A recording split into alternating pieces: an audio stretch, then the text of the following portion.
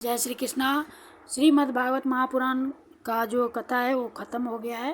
अब उसका श्रीमद् भागवत महापुराण के लास्ट में श्रीमद् भागवत महात्म्य लिखा हुआ है, तो उसके बारे में पढ़ रही हूँ।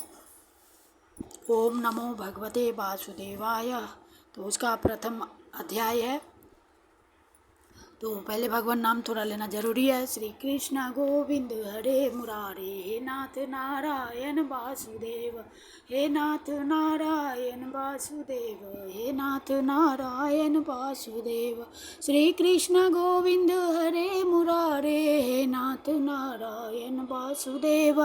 श्री कृष्ण गोविंद हरे मुरारे, हे नाथ नारायण वासुदेव, हे नाथ नारायण वासुदेव। हरे कृष्ण कृष्ण कृष्ण हरे हरे, हरे राम राम राम हरे हरे, हरे कृष्ण कृष्ण कृष्ण हरे हरे, हरे राम राम राम हरे हरे, हरे कृष्ण कृष्ण कृष्ण हरे हरे, हरे राम राम राम हरे हरे। बोलिए सद्गुरुदेव भगवान की जय, श्रीमद् भागवत भगवान की जय, श्री कृष्ण कन्हैया लाल की जय, सद्गुरुदेव भगवान वेदव्यास सुखदेव जी महाराज की जय। ओम नमो भगवते वासुदेवाय। श्रीमद्भागवत महात्म्य अथ प्रथमो अध्याय। परीक्षित और ब्रजनाभ का समागम। सांडिल्य मुनि के मुख से भगवान की लीला के रहस्य और ब्रज भूमि के महत्व का वर्णन है। तो अब इसके बारे में पढ़ रहे हैं। ज़्यादा जानकारी के लिए आप लोग ज़रूर सुने पूरा। महर्षि व्यास कहते हैं, जिनका स्वरूप है सच्चिदानंद धन, जो अपने सौंदर्य और माधुर्यादि गुणों से सबका मन अपनी ओर आकर्षित कर लेते हैं और सदा सर्वदा अनंत मुख की वर्षा करते रहते हैं, उनकी ही शक्ति से इस विश्व की उत्पत्ति, स्थिति और प्रलय होते हैं। उन भगवान श्री कृष्ण को हम भक्ति रस का आस्वादन करने के लिए नित्य निरंतर प्रणाम करते हैं। नैमिषारण्य क्षेत्र में श्री सूत जी स्वस्थ चित्त से अपने आसन पर बैठे हुए थे। उस समय भगवान की अमृतमयी लीला कथा के रसिक उसके रसास्वादन में अत्यंत कुशल शौनकादि ऋषियों ने सूत जी को प्रणाम करके उनसे यह प्रश्न किया। ऋषियों ने पूछा, सूत जी, धर्मराज युधिष्ठिर जब श्री मथुरा मंडल में अनिरुद्ध नंदन वज्र का और हस्तिनापुर में अपने पौत्र परीक्षित का राज्याभिषेक करके हिमालय पर चले गए, तब राजा वज्र और परीक्षित ने कैसे कैसे कौन कौन सा कार्य किया? सूत जी ने कहा, भगवान नारायण, नरोत्तम, नर, देवी सरस्वती और महर्षि व्यास को नमस्कार करके शुद्ध चित्त होकर भगवत तत्व को प्रकाशित करने वाले इतिहास पुराण रूप जय का उच्चारण करना चाहिए। शौनकादि ब्रह्मर्षियों, जब धर्मराज युधिष्ठिर आदि पांडव गण स्वर्गारोहण के लिए हिमालय चले गए, तब सम्राट परीक्षित एक दिन मथुरा गए। उनकी इस यात्रा का उद्देश्य इतना ही था कि वहां चलकर वज्रनाभ से मिलजुल आए। जब वज्रनाभ को यह समाचार मालूम हुआ कि मेरे पिता तुल्य परीक्षित मुझसे मिलने के लिए आ रहे हैं, तब उनका हृदय प्रेम से भर गया। उन्होंने नगर से आगे बढ़कर उनकी अगवानी की, चरणों में प्रणाम किया और बड़े प्रेम से उन्हें अपने महल में ले आए। वीर परीक्षित भगवान श्री कृष्ण के परम प्रेमी भक्त थे। उनका मन नित्य निरंतर आनंद घन श्री कृष्ण चंद्र में ही रमता रहता था। उन्होंने भगवान श्री कृष्ण के पौत्र वज्रनाभ का बड़े प्रेम से आलिंगन किया। इसके बाद अंतःपुर में जाकर भगवान श्री कृष्ण की रोहिणी आदि पत्नियों को नमस्कार किया। रोहिणी आदि श्री कृष्ण पत्नियों ने भी सम्राट परीक्षित का अत्यंत सम्मान किया। वे विश्राम करके जब आराम से बैठ गए, तब उन्होंने वज्रनाभ से यह बात कही। राजा परीक्षित ने कहा, हे तात, तुम्हारे पिता और पितामहों ने मेरे पितामह को बड़े बड़े संकटों से बचाया है। मेरी रक्षा भी उन्होंने ही की है।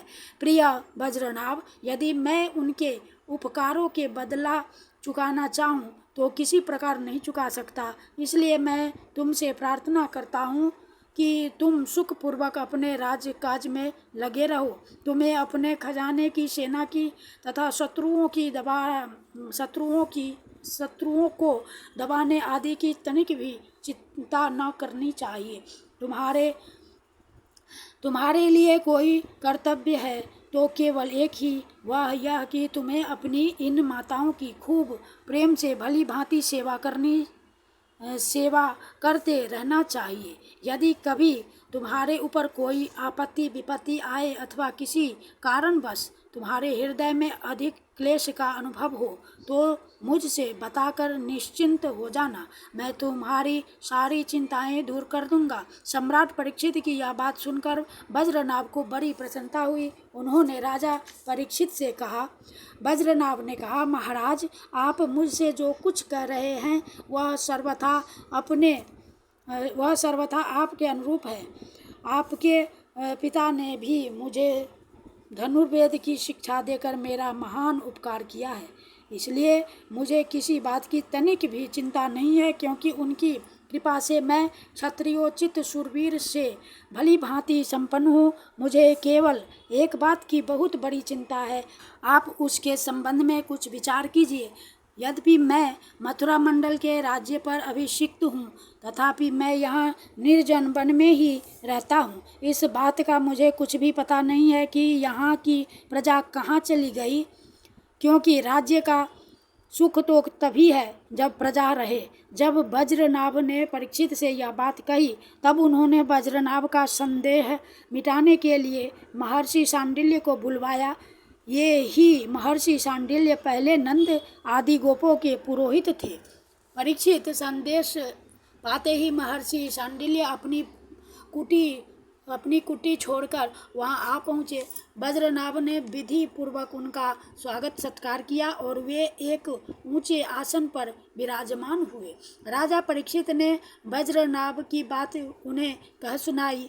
इसके बाद महर्षि शांडिल्य बड़ी प्रसन्नता से उनको सांत्वना देते हुए कहने लगे। शांडिल्य जी ने कहा, प्रिय परीक्षित और वज्रनाभ, मैं तुम लोगों से ब्रज भूमि का रहस्य बतलाता हूँ, तुम दत्त चित्त होकर सुनो। ब्रज शब्द का अर्थ है व्याप्ति। इस वृद्ध वचन के अनुसार व्यापक होने के कारण ही इस भूमि का नाम ब्रज पड़ा है। सत्व, रज, तम, इन तीन गुणों से अतीत जो पर ब्रह्म है वही व्यापक है, इसलिए उसे ब्रज कहते हैं। वह सदानंद स्वरूप परम ज्योतिर्मय और अविनाशी है। जीवन मुक्त पुरुष उसी में स्थित रहते हैं। इस परब्रह्म स्वरूप ब्रज धाम में नंद नंदन भगवान श्री कृष्ण का निवास है। उनका एक एक अंग सचिदानंद स्वरूप है। वे आत्मा राम और आत्मा काम हैं। प्रेम रस में डूबे हुए रसिक जन ही उनका अनुभव करते हैं। भगवान श्री कृष्ण की आत्मा है राधिका उनसे रमन करने के कारण ही रहस्य रस के मर्मज्ञ ज्ञानी पुरुष उन्हें आत्मा राम कहते हैं। काम शब्द का अर्थ है कामना, अभिलाषा। ब्रज में भगवान श्री कृष्ण के वांछित पदार्थ हैं गौएं, ग्वालबाल, गोपियाँ और उनके साथ लीला विहार आदि। वे सब के सब यहाँ नित्य प्राप्त हैं, इसलिए श्री कृष्ण को आप्त काम कहा गया है। भगवान श्री कृष्ण की यह रहस्य लीला प्रकृति से परे है। वे जिस समय प्रकृति के साथ खेलने लगते हैं उस समय दूसरे लोग भी उनकी लीला का अनुभव करते हैं।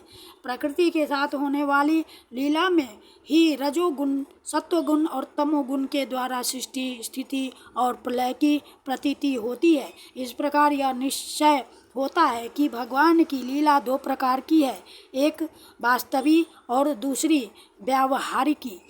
वास्तविक लीला स्वसंवेद है, उसे स्वयं भगवान और उनके रसिक भक्तजन ही जानते हैं। जीवों के सामने जो लीला होती है वह व्यावहारिकी लीला है। वास्तविक लीला के बिना व्यावहारिकी लीला नहीं हो सकती, परंतु व्यावहारिकी लीला का वास्तविक लीला के राज्य में कभी प्रवेश नहीं हो सकता।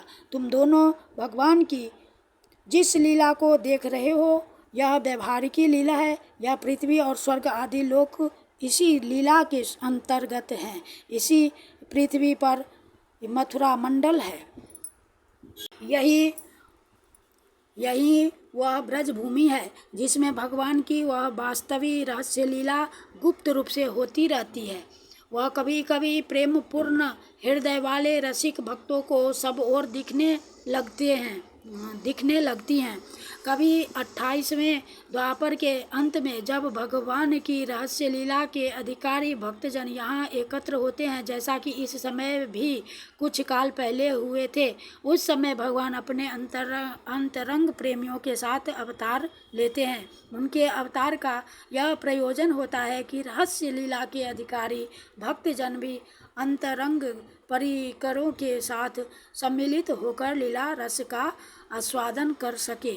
इस प्रकार जब भगवान अवतार ग्रहण करते हैं, उस समय भगवान के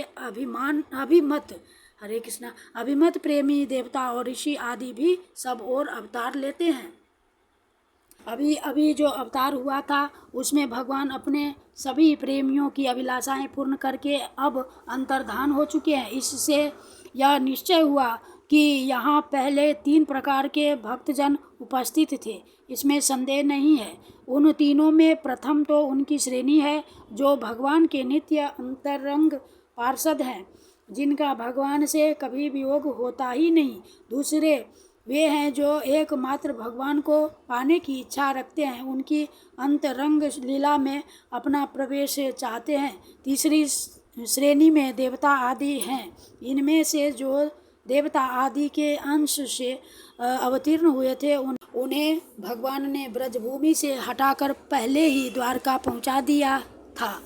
फिर भगवान ने ब्राह्मण के शाप से उत्पन्न मूसल को निमित्त बनाकर यदु कुल में अवतीर्ण देवताओं को स्वर्ग में भेज दिया और पुनः अपने अपने अधिकार पर स्थापित कर दिया, तथा जिन्हें एकमात्र भगवान को ही पाने की इच्छा थी, उन्हें प्रेमानंद स्वरूप बनाकर श्री कृष्ण ने सदा के लिए अपने नित्य अंतरंग पार्षदों में सम्मिलित कर लिया।